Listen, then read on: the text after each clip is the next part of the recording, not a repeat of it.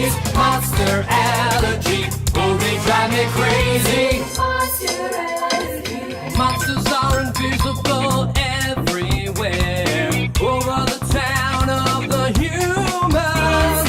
Helena and Zeke don't stop, just run away. All the black specters are prowling, prowling, prowling. Monster Allergy with the dime box ray. Monster Allergy, I make them go away.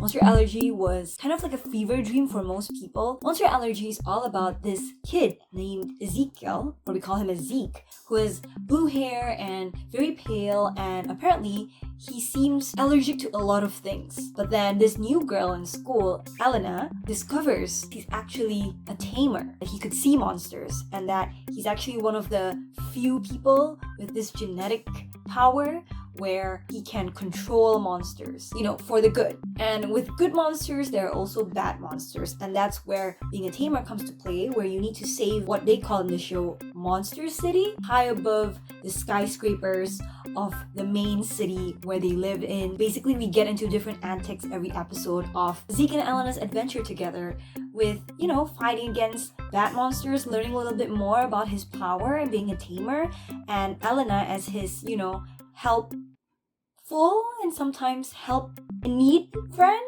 I love the friendship between these two and possible romance that budded between them, which never really got to be developed in the show, but I did sense some sort of romantics between them. I was a huge fan of Zeke because look at him, he's cute. It's also because his voice was really cool and raspy. Even though he looks mysterious, his personality isn't. As time goes by, you just realize that he's just a kid, I'm just a kid and life is a nightmare.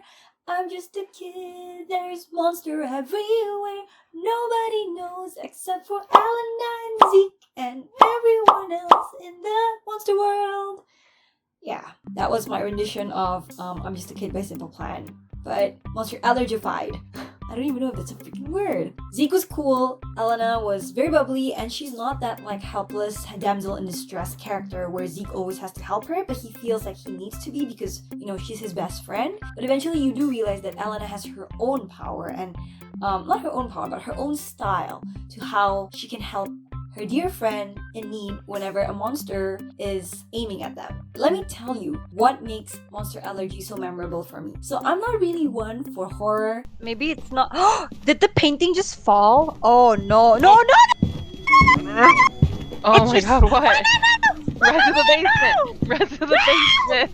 I say no! I say no! I say get back! Get back! What?